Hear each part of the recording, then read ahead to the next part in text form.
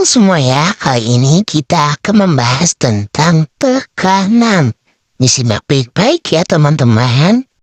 Tetapi sebelum memasuki materi, kita tes formatif dulu ya untuk mengetahui sejauh mana kamu telah mempelajari tentang konsep tekanan. Dan adapun tujuan pembelajaran pada hari ini. Disimak baik-baik ya teman-teman. Dan selamat menonton. Apa sih yang dimaksud dengan tekanan? Ada yang tahu teman-teman? Nah, dalam ilmu fisika, tekanan adalah besar gaya yang bekerja tiap satuan luas permukaan atau bidang tekanan. Nah, fenomena tersebut timbul sebagai akibat dari gaya tekanan yang bekerja pada benda persatuan luas permukaan dengan arah tegak lurus, teman-teman. Dalam tekanan dilambangkan dengan P, satuannya N per M kubik. Nah, jenis tekanan itu terdapat dari 3 macam, yaitu zat padat, zat cair, dan zat gas. Yuk kita simak. Tekanan zat padat dapat kita lihat di kehidupan kita sehari-hari loh teman-teman. Contohnya dapat kita lihat tempat hidup bebek dan ayam. Bebek dapat mudah mencari makan di tempat berlumpur, sementara ayam tidak. Mengapa hal tersebut bisa terjadi ya? Untuk menjawabnya, kamu harus memahami konsep tekanan zat padat terlebih dahulu. Tekanan zat padat adalah besaran gaya yang bekerja di setiap luas bidang pada zat padat. Luas bidang tekanan ini maksudnya berbeda dengan luas permukaan. Konsep itulah yang berlaku pada kaki bebek. Di antara jari-jari kaki bebek terdapat suatu selaput tipis, dan selaput tersebut menyebabkan luas bidang tekanan kaki bebek semakin besar, sehingga tekanannya hasilkan oleh kaki semakin kecil. Nah, akibatnya bebek tidak terpelosok dalam lumpur. Ada rumus tekanan zat padat, di mana rumusnya tersebut adalah P sama dengan F dibagi E, di mana P ini merupakan tekanan dengan satuan Pascal, F sebagai gaya Newton dengan lambangannya N, lalu A adalah luas permukaan benda dilambangkan dengan M per kubik. Yang selanjutnya yaitu contoh soal pada zat padat, di mana soal tersebutnya merupakan sebuah benda yang diberikan gaya 60 yang dilambangkan dengan ton, yaitu N berada di atas lantai dengan luas 3 meter kubik dan tentukan tekanannya. Yuk mari kita bahas. Maka gaya F sama dengan 60 Newton. Maka luas permukaannya adalah disambungkan dengan A, itu 3 meter per kubik. Nah, yang mana tekanan merupakan P, yang ditanya adalah P. Maka terjawablah P sama dengan F dibagi A.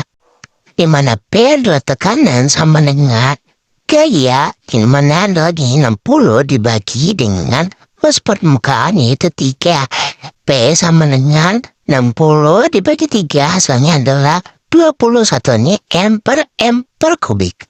Balon udara adalah salah satu contoh tekanan gas dalam ruang tertutup yang bisa kita temukan di sekitar kita loh teman-teman. Penerapan tekanan gas dalam ruang tertutup adalah kaitannya antara tekanan udara dengan volume. Faktanya bahwa tekanan udara berbanding terbalik dengan volumenya membuat semakin tinggi tekanan udara maka semakin rendah volume suatu wadah. Sebaliknya, jika makin rendah udara maka volume wadah semakin besar. Kenapa balon udara yang sangat besar bisa terbang tinggi di langit? Ternyata hal ini terjadi karena tekanan udaranya diturunkan lewat pemanasan balon udara. Setelah dipanaskan, volume balon udara akan meningkat sedangkan tekanan udaranya akan menurun sehingga membuat balonnya bisa terbang tinggi. Rumus tekanan udara ini bisa kita pakai untuk mencari tahu tekanan udara pada ketinggian tertentu ya teman-teman. Jika ingin mencari tekanan udara pada keadaan tinggi, maka rumusnya pH sama dengan PU diambil dengan H dibagi dengan 100. Di mana pH ini merupakan tekanan udara pada keadaan tinggi, PU merupakan tekanan udara pada keadaan permukaan air laut, itu ini mana ketetapannya adalah 76 air daksa, dan H merupakan tinggi tempat dengan satuannya yaitu M. Jika mencari tinggi tempat, maka rumusnya H sama dengan PU diambil pH dikali dengan 100. berikut merupakan contoh soal Z-case di mana Anton sedang mendaki sebuah gunung yang diketahui udaranya pada puncaknya sebesar 60 air raksa. Di mana berapa kali ketinggian gunung yang sedang Anton daki? Jika tekanan atmosfernya di permukaan laut adalah 76 air raksa. Maka diketahui adalah ketinggian udara pada tempat tertentu yaitu 60 air raksa. Dan PU merupakan ketinggian air laut di mana 76 air raksa. Ini tanya oleh tinggi tempatnya. Gimana hal musim itu sama dengan PU diambil pH dikali 100. Gimana PU-nya 76, pH-nya 60 dikali 100.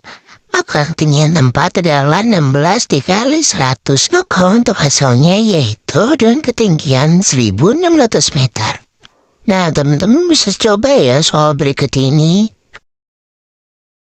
Kamu menyelam di laut? Apa yang kamu rasakan ketika menyelam semakin dalam menuju laser laut?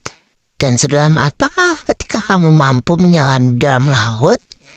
Nah, perlu kamu menghindari dari 70% di wilayah lautan. Banyak sekali fenomena laut yang sampai saat ini masih misteri bagi kita. Tak heran jika manusia mencoba menjelajahi laut untuk mengetahui fenomena yang belum diketahui atau sekedar menyalurkan hobi. Maka semakin ke dalam tekanan air, maka akan semakin besar. Nah, kedalaman zat cair ini dan massa jenis zat cair mempengaruhi tekanan yang akan dihasilkan oleh zat cair. Ini yang merupakan disebut dengan tekanan hidrolisis pada zat cair.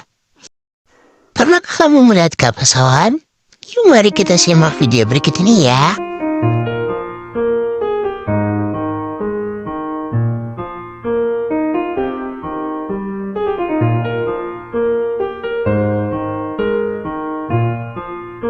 Nah, berdasarkan cuplikan tadi, fenomena apakah yang terjadi pada video tersebut dan mengapa hal itu bisa terjadi?